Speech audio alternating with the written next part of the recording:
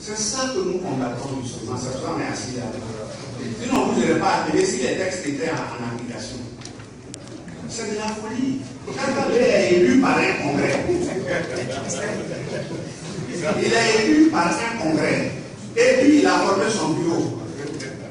C'est lui qui l'a pris pour dire, viens dans mon bureau là. Lui qui est élu par le congrès, en dehors du congrès, il dit, tu n'es plus là, c'est moi qui suis là.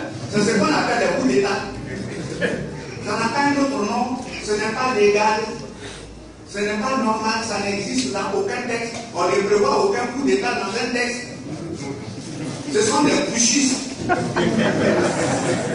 Voilà. C'est la même chose pour la réunion du secrétariat général. Écoutez. Oui, c'est un texte.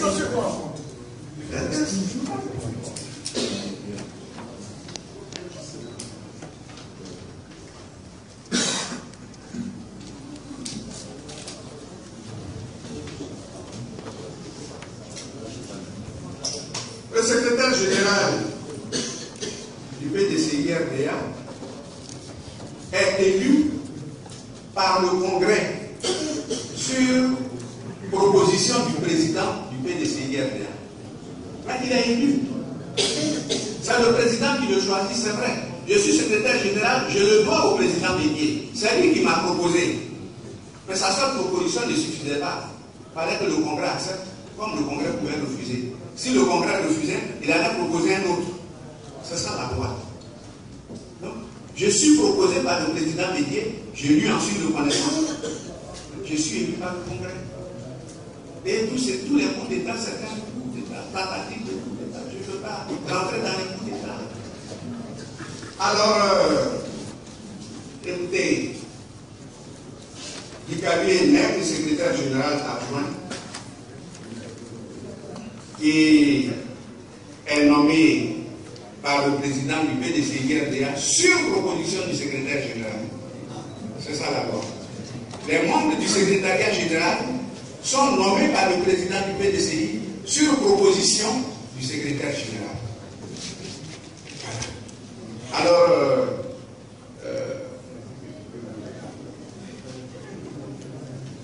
laissons l'esprit putschiste de côté, rentrant dans la loi. Et il n'est pas dit que quand on est secrétaire général, on veut être candidat, on réunit d'abord le secrétariat général pour demander la permission du secrétariat général. Non.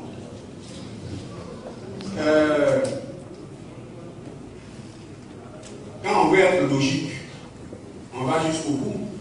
Est-ce à dire que le président du parti qui est candidat, il n'est plus président du parti? On respecte le parallélisme des formes. Si, parce qu'on est candidat, on n'est plus responsable de la structure, bon, tous ceux qui sont candidats et qui sont responsables d'une structure ne sont plus responsables de cette structure. Donc, eux, ils soutiennent le président Bédié, c'est leur droit, je respecte ça. Ils veulent dire que le président Bédié n'est plus président du PDCI-RDA jusqu'au prochain congrès. Non, il est président du PDCI-RDA jusqu'à l'élection du prochain président. C'est ça. Moi, je respecte le président du PDCI-RDA qu'il est et je respecte l'aîné qu'il est. En dehors de ce que je viens d'expliquer comme la loi, que j'ai le droit d'être candidat en démocratie. Je ne nie pas son autorité en tant que président du PDCI-RDA jusqu'à preuve du contraire. Jusqu'à ce qu'un nouveau congrès élise quelqu'un d'autre ou le reconduise, c'est lui, le président du PDCI-RDA.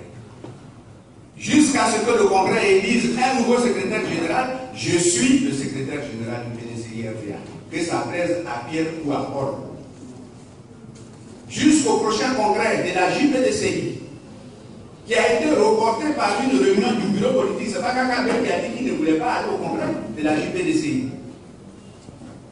Devant la situation des crises qu'on vivait, c'est un bureau politique du PDCI qui a demandé le report de tout congrès. C'est pourquoi même on est en train de parler du 12e congrès du PDCI. Le dernier est de 2002. Le 12e, ça c'était le 11e. Le 12e aurait dû être en 2016. C'était tous les 5 ans, les congrès ordinaires. C'est la situation politique du moment qui a amené le bureau politique qui a demandé le report de tout congrès et du PDCI lui-même et des organisations spécialisées, UFPDCI, JPDCI.